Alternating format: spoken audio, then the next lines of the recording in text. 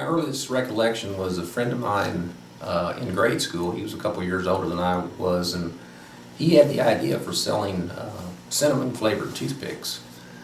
And so he enlisted me to go out and help market and sell these little packs of cinnamon toothpicks, and we would sell them for 5 cents a piece. So we eventually got shut down by the principal's office, but we made a few nickels before that happened. I went to work for Alltech in 1986.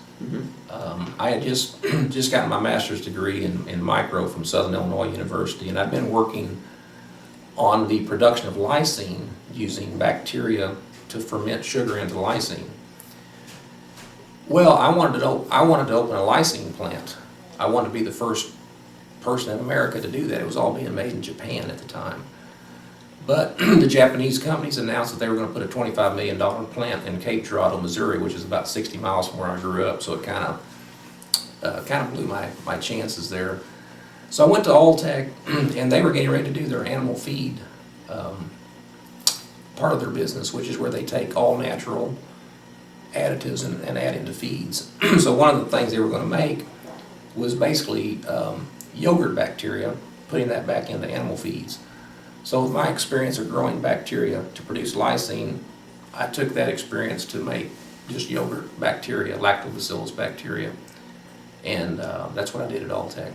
I'd probably been there about a year, and what had happened, this product was really growing very fast. Dr. Lyons was selling this product all over the world, and part of the process for making these lactobacillus bacteria is that you had to grow them up in pure culture. You had to concentrate the cultures, freeze the cultures into a thin sheet, and then take those thin sheets and freeze dry them into a powder so you could put the powder back into the products. Well, as we grew, I knew that I had to come up with a better way or a quicker way to freeze for a couple different reasons. First of all, the quicker you freeze something, the faster you freeze it, the smaller the ice crystal is. So on a microscopic level, more bacteria would survive the process.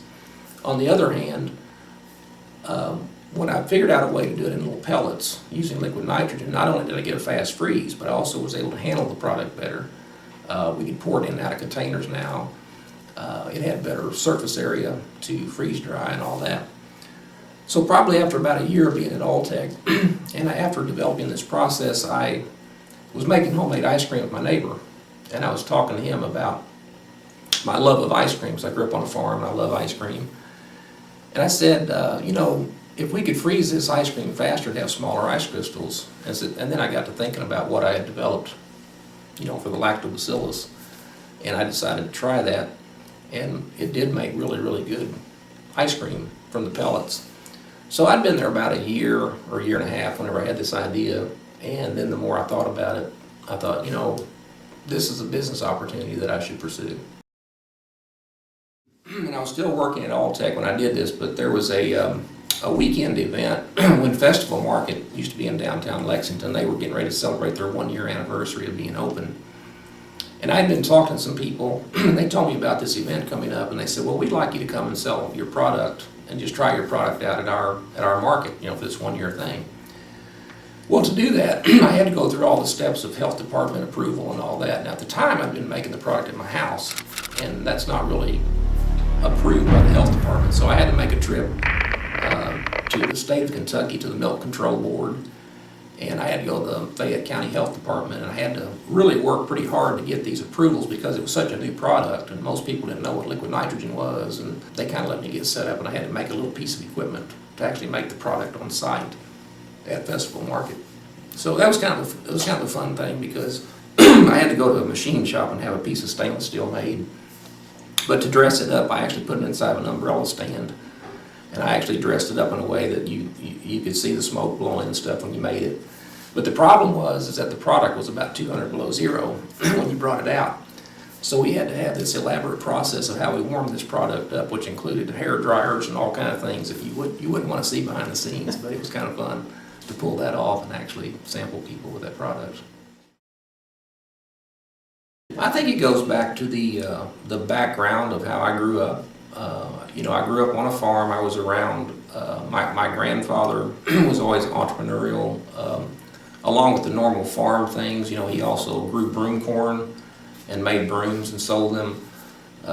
He made money, cutting and selling fence posts, growing strawberries, anything that you could think of, to make a little business. And my dad was the same way. My dad was a farmer, but he also worked on radios and TVs on the side.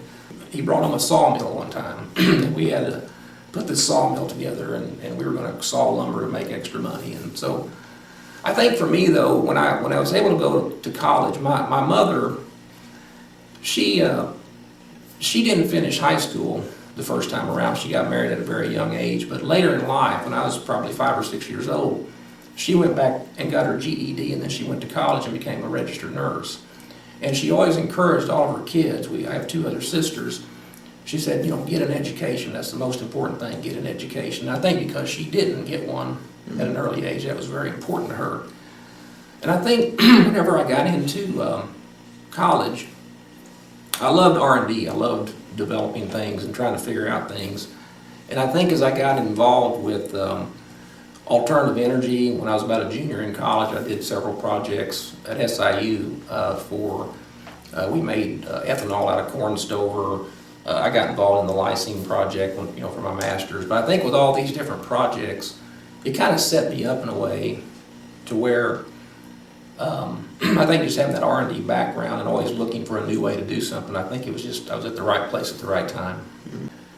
I was able to get involved in a lot of different projects, and I had some really good professors up there. Dr. Michael Madigan, he was the guy that first introduced me to microbiology. He made it so interesting because it's not about microorganisms that make you sick, it's about microorganisms that are actually important to the world, and they are involved in ecosystems, and they're little factories, basically. They turn sugar into different products. And all that was fascinating to me, and I wanted to learn more about it, so I got involved in the R&D side of it. So I think later in life, obviously, Dr. Lyons became a mentor because that was the first time I was ever really exposed to, to business at a higher level, and really an entrepreneurial business. Because there's a difference in, I think, companies that are set up as corporations to be, they're quote-unquote corporate in the way that they do things. An entrepreneurial company like Alltech or like Dippin Dots, the key is to try to remain as a small company. No matter how big you are, you got to think like a small company. You got to be willing to work harder, work faster, make quicker decisions, and really stay out ahead of the curve on new products, and just stay ahead of your competition. One of the bigger mistakes that I probably made, I guess we'll look back someday and see if it was really a mistake in the long run, but I got a patent on the product, and that kept competition at bay for many, many years. But eventually, I was challenged by a competitor because we'd actually proven that they had infringed our patent.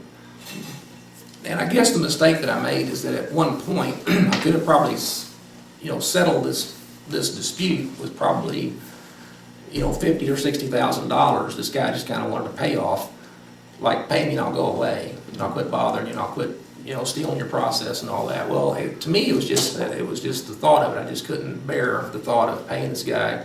It's like someone breaking in your garage, tripping and breaking their leg, and then you have to pay for their doctor's bills. And that was kind of the way I looked at it. But what I learned is that justice doesn't always prevail. So after many, many years of spending my time and energy, fighting this, and also spending millions of dollars on attorney's fees, neither one of us won. The only people that won were the attorneys. And so I think what I learned is that, if you have differences, you probably want to go ahead and deal with them, possibly in other ways. But the main thing is to not get distracted with a lot of negative energy. I'd rather keep my energy focused on the positive things like new products and increasing market share. I'll go back several years. We had a chance to work with McDonald's. We were actually approached by some of their franchisees in San Francisco, and they wanted to put Dippin Dots into their restaurants. Well, I knew we had a problem because we had a franchise system, and our franchisees, even though legally we could put product anywhere that we wanted to, our franchisees only have exclusive rights for 30 feet outside of their front door. But on the other end, you don't want to really say, hey, we're going to sell you product here, and then McDonald's is going to be on every street corner. So we approached it like a test market, and we did a 6-store test. It worked real well. We did a 20, I think we went from 6 stores to 20 stores to 80 stores to 250 stores, and eventually we were in 800 McDonald's.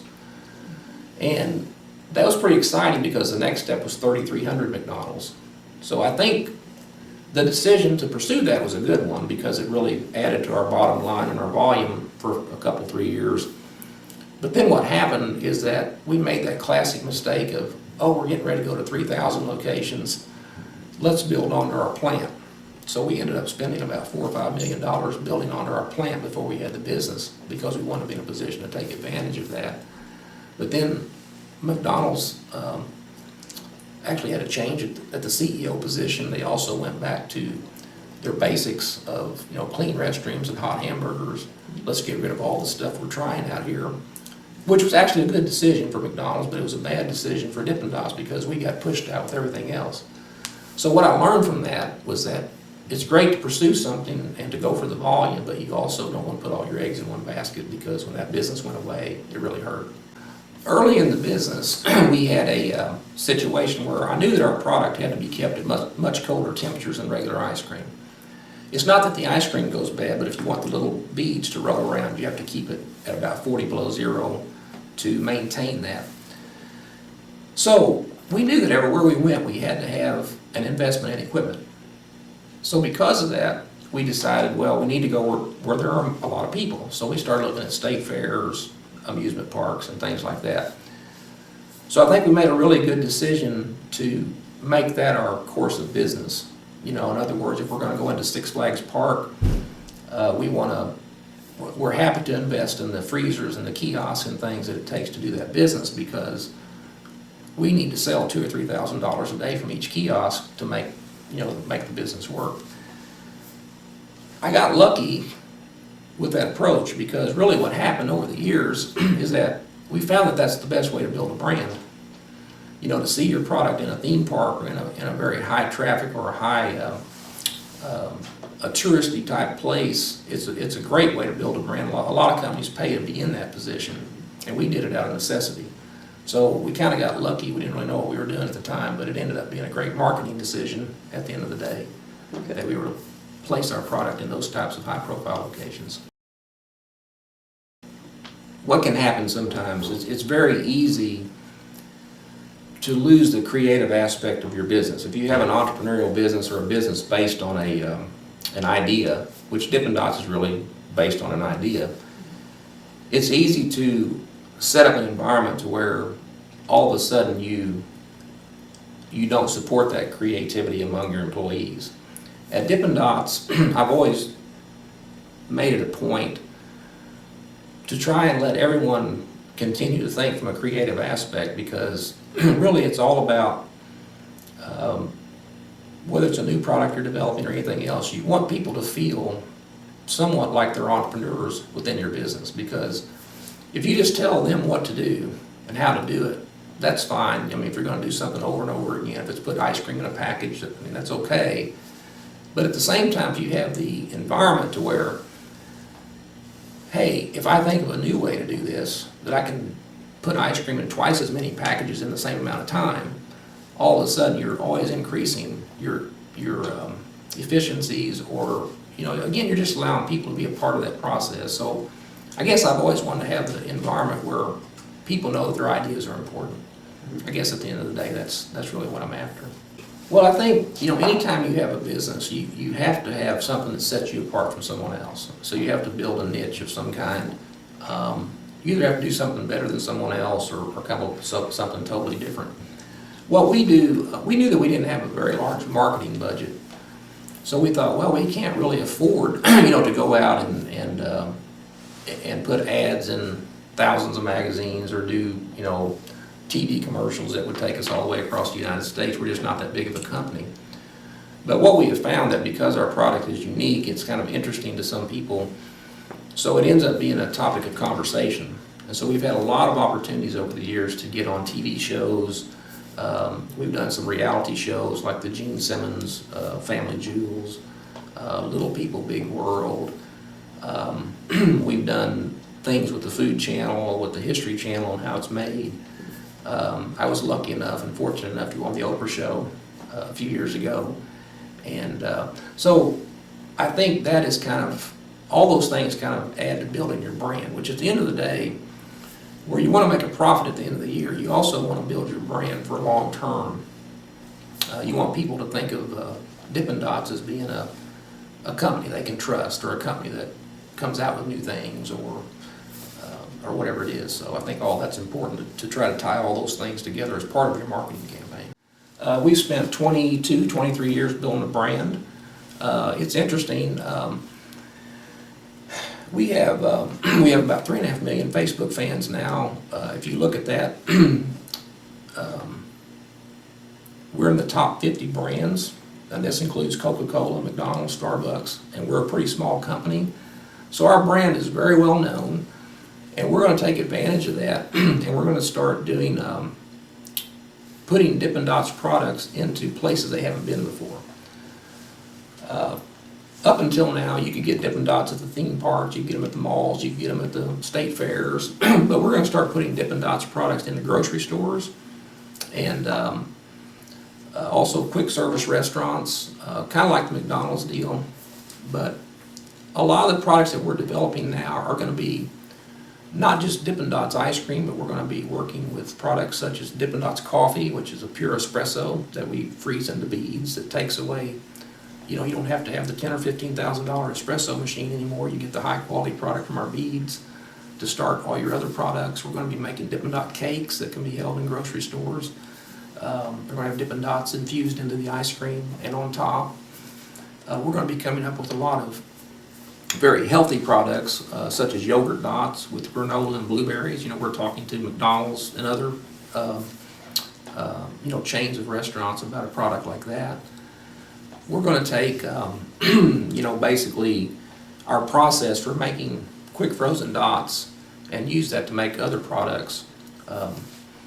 So anyway, there's a lot of exciting things that we're working on now that we'll come out with in the next year or two. Okay. Well, the first thing I would say is that regardless of who you're looking at, like if you look at some of the people in this series that you're doing, if you go back and look at their backgrounds, they all started, for the most part, with very little, or they had no reputation when they started.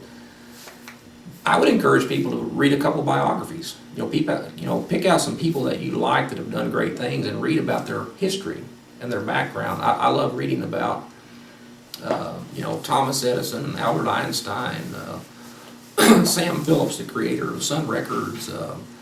I'm even reading a book right now on Warren Buffett. Even though I'm not an investor, I like reading about his background, how he grew up, and kind of what made him think the way that he thinks.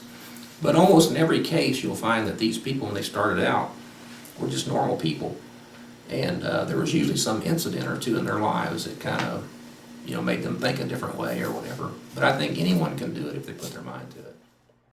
I think one thing that every entrepreneur has to have, they have to have, well, first of all, as I said earlier, you have to come up with a product or a service that is unique or different or has some competitive advantage out there. And that's important to any business. But I think what sets an entrepreneur apart, one that's going to be successful, is at some point as that product or service evolves, at some point that entrepreneur has to take on a belief that no matter what happens, no matter what the statistics are, that 4 out of 5 businesses fail. No matter what, in their mind and in their heart, they have to have that belief that they are going to make it no matter what. And I think when you take that on, it gives you an advantage over most people that won't go to that length. Because once you believe that, it just trickles down to all the other parts of your business. If I'm in a room and I'm selling product to someone, I'm not a natural salesperson. I'm actually kind of quiet, to some degree, kind of I don't mind the one-on-one talks, but I'm not a true salesperson in the sense that I'm not the guy that's going to get up and It's just not me, but I know that when I go in a room to sell ice cream, I know I can do it because I really believe in my product. I know from a scientific standpoint that it's the best way you can make ice cream. I know the ice crystals are 50 times smaller than regular ice crystals. I know that it's fun because it's in little beads. So in my mind, when I go in that room, I have confidence that you're going to want my product, and if you don't, then you're crazy. You know, what's wrong with you? Yeah. You know, and I think an entrepreneur has to eventually have that feeling, whether they're outgoing and vocal or they're quiet and laid back. It doesn't really matter as long as, but you got to have that belief inside of your heart that you're going to make it no matter what's thrown at you. And I've had a lot of things thrown at me over the years, but I've always had the attitude that no matter what it is, good times or bad times, no matter what it is, I'm going to be able to deal with it, and I'm going to be able to take Dippin' Dots on past it. You know. And Yeah. whether it's true or not, I mean, I believe that, and that's important, I think, for someone to be successful. Sure.